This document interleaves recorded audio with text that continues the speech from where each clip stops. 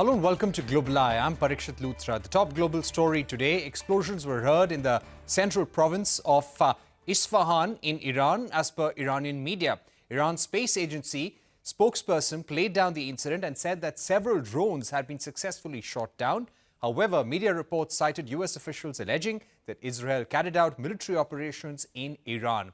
Reports also cited Iranian officials as saying that they have no plans of immediate retaliation. Amid the ongoing tensions, commercial flights are diverting their routes over western Iran, including Isfahan, and have been skirting Tehran to the north. Meanwhile, the US has vetoed a request by Palestine to the UN Security Council urging to make Palestine a full member of the body. The EU Commission President has urged Israel and Iran to refrain from escalation and says it is necessary that the region stays stable.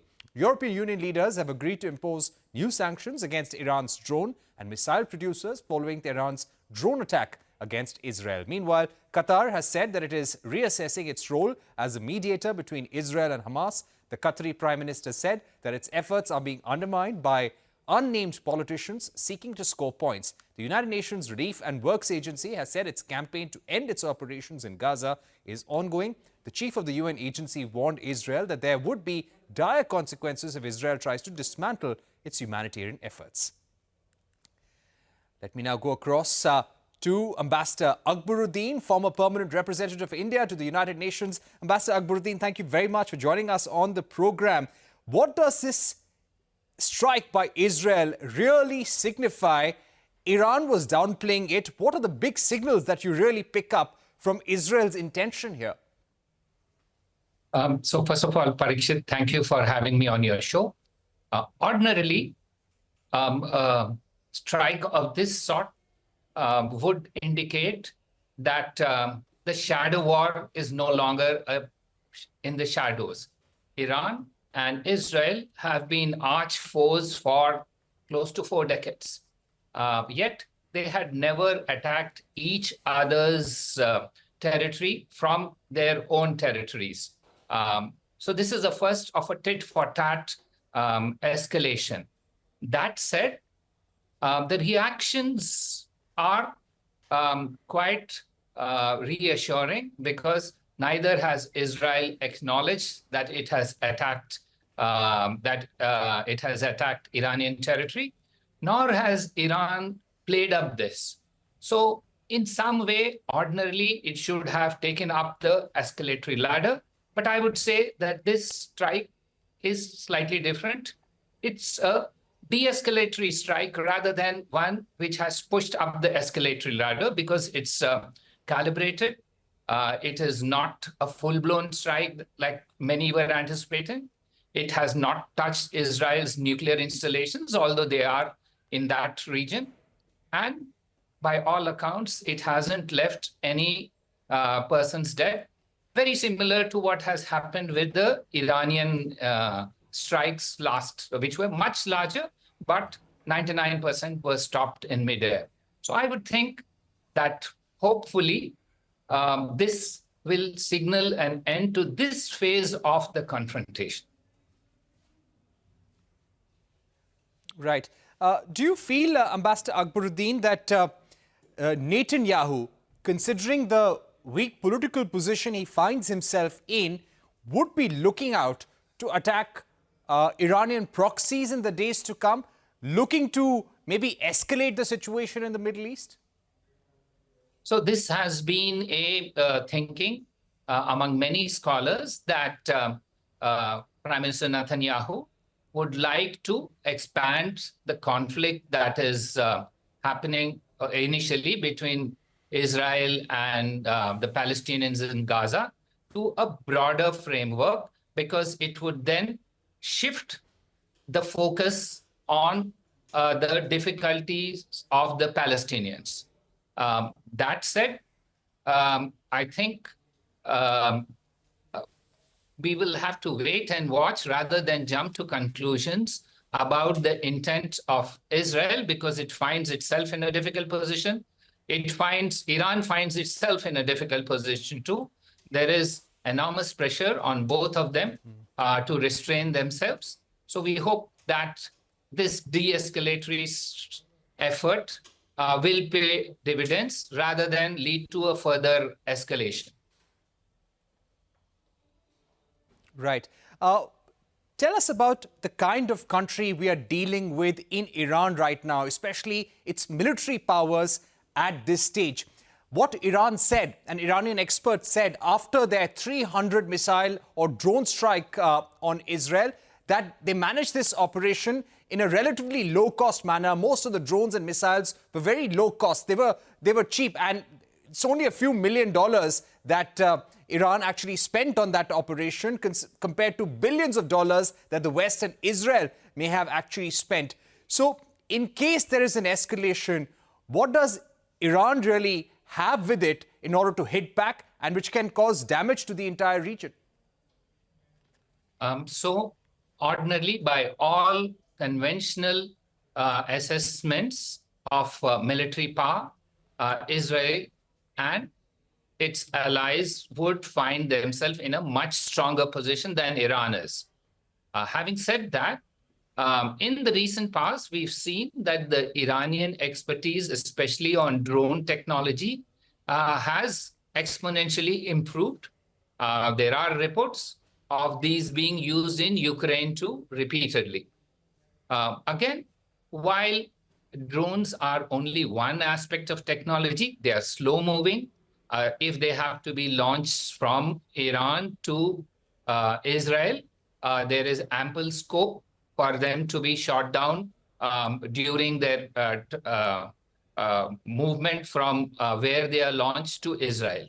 The challenge actually is whether Iranian proxies, who Iran calls the axis of resistance, which basically means Hamas, some of these militias in Syria, Iraq, the Houthis, and Hamas are going to use these technologies in back to square A of proxy attacks. And given that the distance is smaller in those, and if there are ballistic missiles or other missiles used from Hezbollah, that could have a much more damaging impact. But by all conventional parameters of military power, Israel dominates. Right. Ambassador Akbaruddin, the US is imposing new sanctions on Iranian leaders, Iranian defense manufacturers, and also on the Iranian foreign minister. The G7 is also imposing sanctions. What could be Iran's retaliation to that effect? And do you think these sanctions will deter Iran? So sanctions is it a wise move at all, is what I'd like to ask you. Yeah. So sanctions have been a favorite diplomatic weapon of the US for a long time. But as you raise the number of sanctions, the scope for further increase has decreased. So Iran already has been sanctioned on very many occasions. It has many of its officials under sanctions. It has not changed their approach.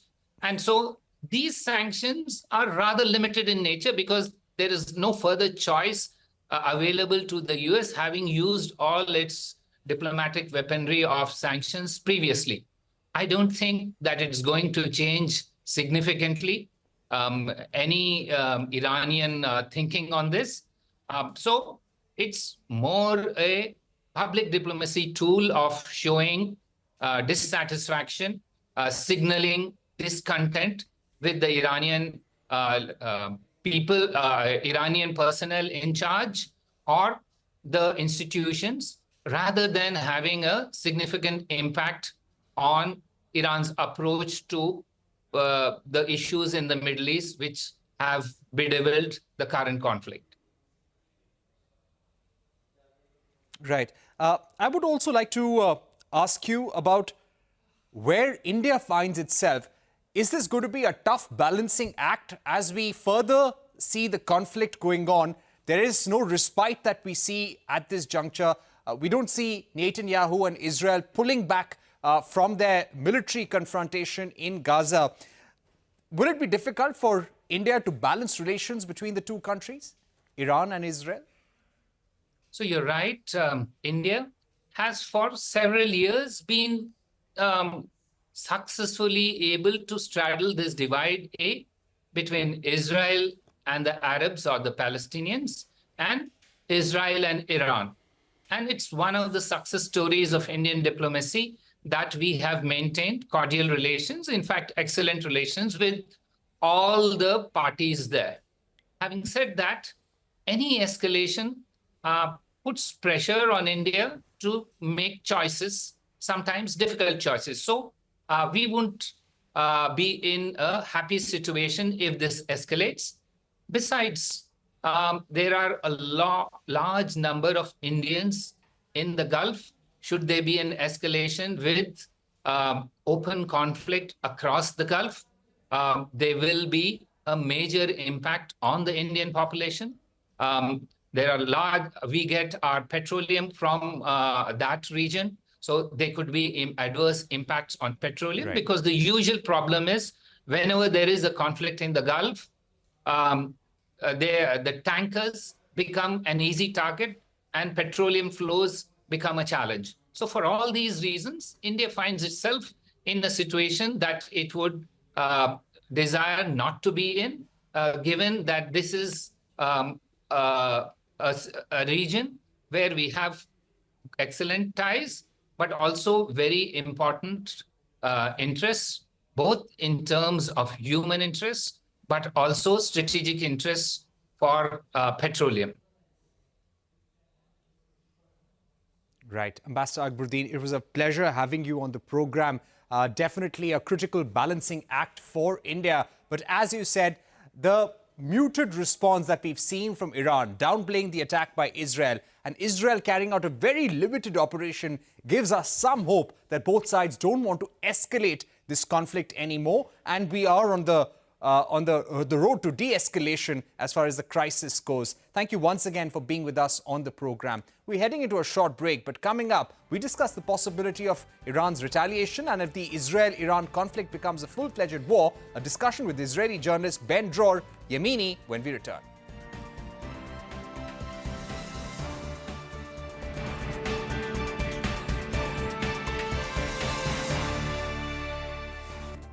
Welcome back. You're watching Global Eye. We're still discussing Israel-Iran tensions, and with us right now is Israeli author and journalist Ben-Dror Yemini. Ben, thank you very much for joining us.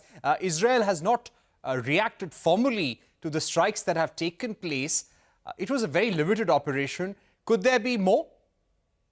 I don't know. I'm not sure that even the Israeli leaders know exactly what is going to be the next step. We just don't know because, it depends on many vectors that are not predicted right now. We have to wait and see. But generally speaking, you cannot compare really between Iran and Israel. I mean, Israel is not threatening Iran. We have nothing against Iran. It's Iran. It's the only one state in the world that is declaring once and again that they want to exterminate Israel. I mean, it's a scandal. So there is not any kind of comparison. You cannot compare a state that is declaring extermination with a state that is only defending itself against this kind of terror state. Ben, is Netanyahu likely to escalate the situation further in the Middle East? Is Israel looking at some sort of a direct confrontation with Iran? Or does Netanyahu not want a situation like that? No, I don't think Israel is not willing to any kind of escalation. We don't need it. We don't want it. In the first place, Israel did not want it. Israel did not open the war in the Gaza Strip. It was the attack, the brutal attack of the Hamas, which is a proxy of Iran, as we know. I mean, so they are actually initiating again, once and again, wars against Israel. I mean, from the Gaza Strip by the Hamas, from Yemen by the Houthis, from Lebanon by the Hezbollah. And we have to bear in mind, wherever you have Iran and the proxies of Iran, you have destruction and bloodshed, nothing to do with Israel. This is the story of the global jihad, and this is the story of Iran. So Israel is doing only one thing. Israel is in the front of the confrontation against Iran and against terror and against the global jihad. Right. Ben, thank you so much for joining us on the program with your perspective. And we really hope that situations de-escalate across the Middle East and also in Gaza. Shifting focus to elections in India, the world's largest democracy, voting has begun and will continue for 44 days, divided into 7 phases. There are 2,600 political parties registered in this election, and of the 1.4 billion people, 969 people are eligible voters who will choose their representatives for 543 parliamentary seats. The BJP, which has been in power since 2014 under the leadership of Prime Minister Narendra Modi, is confident of winning a third term. However, the opposition alliance India is also hoping to swing the results this time around. The election results in India and which party comes to power does have a global impact, considering India's increasing partnership with the West and its role in countering China. Whether it will be a majority government or a coalition will have an impact on the international policies and India's stand on the global stage. Let me now go across to Michael Kugelman, somebody who watches India very closely. He's the director of South Asia Institute at the Wilson Center. Michael, always a pleasure to have you on the program. How are you looking at these elections in India? We've seen polling across 102 constituencies, a very tight fight. The BJP, the NDA government, looking at a 400-plus target. We'll have to wait for 7 phases to be complete for the 4th of June to actually see if the NDA achieves that. But what are some of the global cues? What are some of the trends that you are watching out for in India? Well, indeed, I think just the fact that this is such a large election and so much of the global media coverage of this election has focused on why this is such a large, such a big election. But I think that for me and many other analysts, the outcome is there's not that much intrigue about this election. I think that clearly the ruling party is favored to come back, but I think that this election is significant, not as much because the significant levels of uncertainty about what's going to come, but the fact that this is India's election. And we've seen in recent years that India has really made major strides in becoming an increasingly consequential global actor. And it's to the point now where it's essentially the world's most populous country and one of its fastest growing economies. So I think that the significance of this election is tied to the fact that this is India that is going through this election. So clearly, the world is watching, and that includes capitals across the board, and that includes India's friends and its rivals, and certainly the global South and many other countries in between. Right. Michael, do you get a sense that a lot of the foreign powers are taking it for granted that there will be continuity of politics in India? Oh, yes. I mean, I can't speak for every foreign capital, but I think there is a pretty strong consensus that, there will be what we've seen play out over the last 10 years or will continue to play out over the next 5. But it's very clear that much of the world, aside from India's rivals, and it's a pretty small number of rivals and competitors that India has at this point in time. Much of the world is keen to engage with India, and honestly, that's the case no matter who wins the election, no matter what party is going to be in charge. I think that we've seen this emerging consensus globally in recent years that views India as a critical actor for strategic reasons, but also as an important economic player, whether you're talking about a source of investment or a trade partner. We've seen India increasingly involved in new connectivity projects, as well as mini-lateral arrangements. So I just think that there's an expectation there'll be continuity in relations with India, no matter who is heading the next government.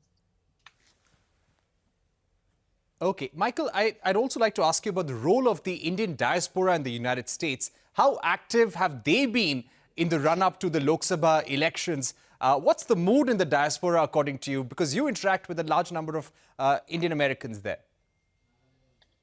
Right, and of course, I wouldn't want to overgeneralize. It's a very large Indian diaspora in the U.S., as you know, and traditionally, it's been one that has been quite enthusiastic about the current prime minister and quite supportive. things have changed, certainly in more recent years, with younger generations, I think, taking a bit of a different position. But no, I think that the diaspora is just stepping back and watching it all play out, as so many others in the United States are as well. But we know that the U.S. diaspora, the Indian diaspora in the U.S., and many Indian diasporas elsewhere, feel very connected to India, and certainly to the Prime Minister. So it's only natural that there be a significant amount of attention among the Indian American community focused on this election playing out in the coming weeks. Right. Michael, thank you so much for joining us with your view. There is a lot that the India and US governments need to do together. And as you said, there is bipartisan consensus in the United States that the relationship with India has to continue on a strong trajectory. With that, it's a wrap on this edition of Global Eye. Thank you for watching. Goodbye.